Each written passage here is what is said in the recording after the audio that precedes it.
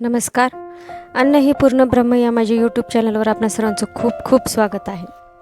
तर आज मी तुम्हाला दाखवणार आहे कुरकुरीत खुसखुशीत अशी शेव, आणि ती पण लसूणी शेव करून दाखवणार आहे.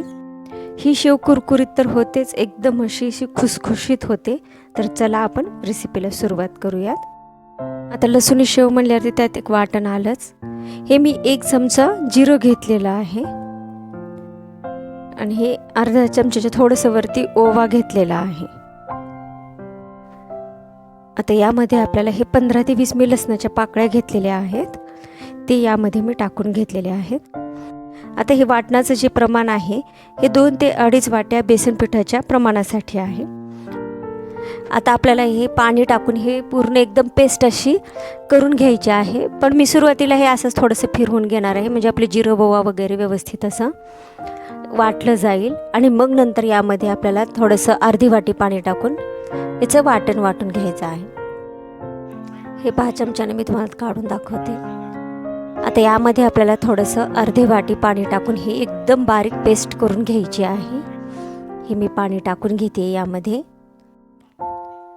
तुम्ही पाहू शकता हे अशी एकदम बारीक अशी मी पेस्ट करून घेतलेली आहे. आता आपण हे मिक्सरचं भांडं बाजूला ठेवून घेऊ, आणि आता आपण पिठाची तयारी करून घेऊयात. हे मी एक पातेलं घेतलेलं आहे, आणि त्यावरती मी अशी चाळण ठेवलेली आहे, कारण बेसन पीठ आपल्याला चाळून घ्यायचं आहे. जर त्याच्यामध्ये काही एखादा कण वगैरे असेल तर आपल्या शेवमधून पडणार नाही, म्हणून आपल्याला बेसन पीठ हे चाळून घेणं गरजेचं आहे. आता मी हे 2 वाटी बेसन पीठ घेतलेलं आहे.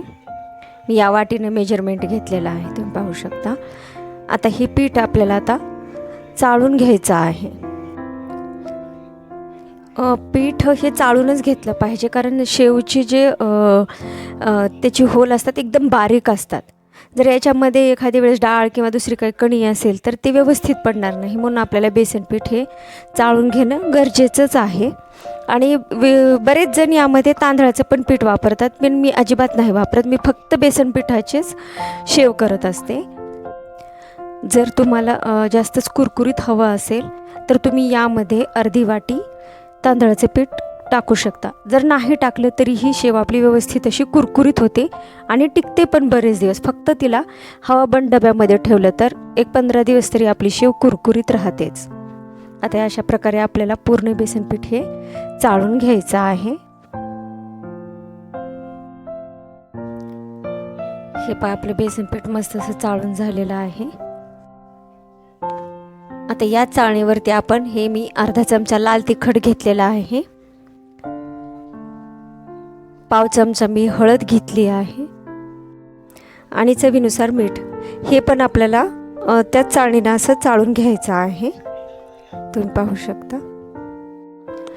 तुम्हाला आत्ताच सांगितल्याप्रमाणे जर यामध्ये पण काही कचरा काडी वगैरे असेल तर तेही चाळलं जावं, म्हणून आपल्याला हे लाल तिखट मीठ हे पण चाळून घ्यायचं आहे.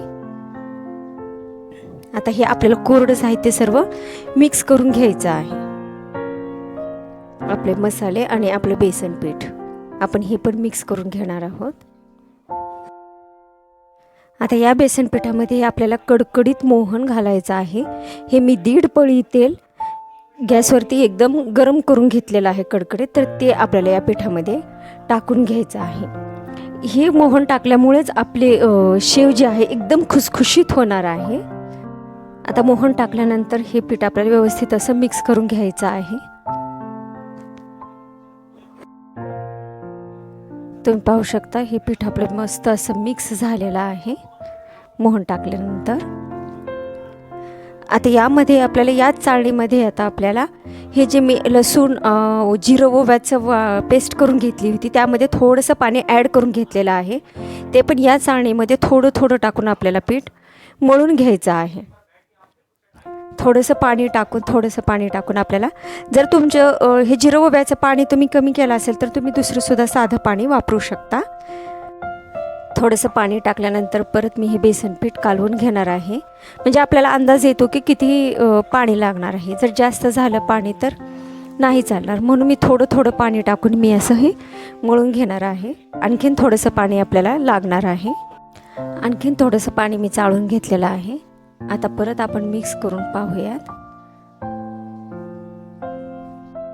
ह्या पद्धतीची जी लसुणी शेव आहे ना, ते आमच्या शेजारच्या काकू आहेत, धमाले काकू म्हणून, त्या बनवतात. त्यांनी शिकवली आहे मला ही शेव, म्हणून मी त्याचप्रमाणे नेहमी करत असते. दरवर्षी मी त्याच पद्धतीनं करते, कारण मुलांना ही खूप आवडली अशा पद्धतीची शेव. मी आता ही पीठ हातानेच असं कालवून घेणार आहे. घट्ट असं आपल्याला एकदम गोळा नाही करायचा, पण घट्टसर असं पीठ व्यवस्थित असं मळून घ्यायचं आहे ह्या कन्सिस्टन्सीमध्येच. आता ह्याच्यामध्ये थोड्याफार गाठी वगैरे असल्या ते मी हातानेच मोडून घेणार आहे. तुम्ही पाहू शकता एकदम असं लोण्यासारखं आपलं पीठ झालेलं आहे. अशाच पद्धतीचं पीठ आपल्याला करून घ्यायचं आहे. एकदम मस्त असं पीठ आपलं झालेलं आहे. ह्याच कन्सिस्टन्सीमध्ये आपल्याला पीठ तयार करून घ्यायचं आहे.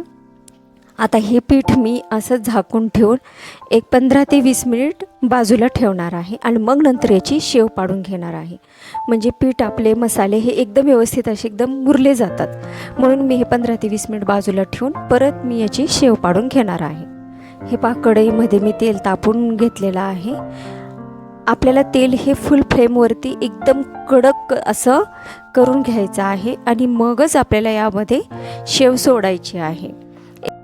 म्हणजे थोडंसं तेल गरम झालेलं आहे अशा वेळी नाही, तर आपल्याला कडकडीत असं तेल गरम करून घ्यायचं आहे आणि मगच यामध्ये आपल्याला अशी शेव सोडायची आहे. तुम्ही पाहू शकता मी सोऱ्याला बारीक शेवची थाळी लावलेली आहे आणि त्यामध्ये मी ही पेस्ट टाकून घेतलेली आहे. हे पहा, मस्त अशी आपली शेव आपण टाकून घेतलेली आहे. आता सुरुवातीला टाकल्या आपल्याला हे असे बुडबुडे येतात. आपण झाऱ्याच्या साह्याला फिरवून घ्यायचे आहे आणि ज्यावेळेस याचे थोडेसे बुडबुडे कमी होतात तेव्हा आपल्याला ही पलटी करून घ्यायची आहे. या अशा पद्धतीनं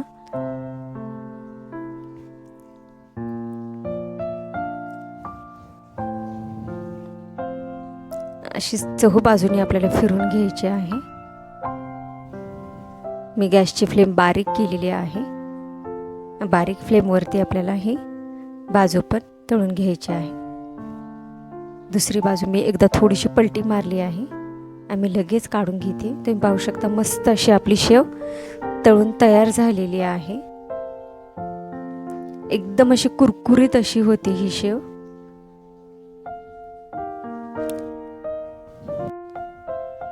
हे पहा, मी आणखी एकदा शेव मी टाकून घेते. तेल व्यवस्थित तापल्यामुळे आपले एकदम व्यवस्थित असे बुडबुडे येतात आपल्या तेलाला. ज्यावेळेस ही बुडबुडी कमी होतील तेव्हा आपल्याला ही शेव पलटी करायची आहे आणि अशी मधून गोल गोल अशी झाऱ्यानं फिरवून घ्यायची आहे, म्हणजे सर्व बाजूने व्यवस्थित अशी तळली जाते.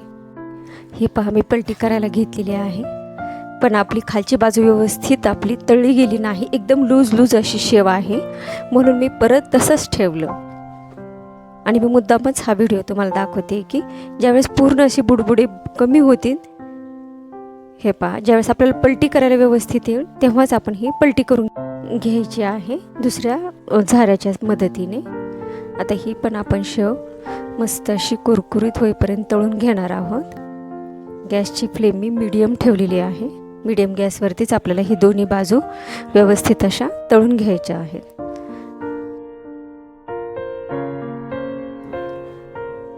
तुम्ही पाहू शकता ही पण शेव आपली मस्त अशी तळली आहे. ती आपण काढून घेऊयात. तुम्ही पाहू शकता मस्त अशी आपली कुरकुरीत आणि खुसखुशीत शेव तयार झालेली आहे. तुम्ही ही चिवड्यामध्ये पण टाकून खाऊ शकता किंवा अशी पण खाऊ शकता. वेळात वेळ काढून माझी ही रेसिपी पाहिल्याबद्दल धन्यवाद.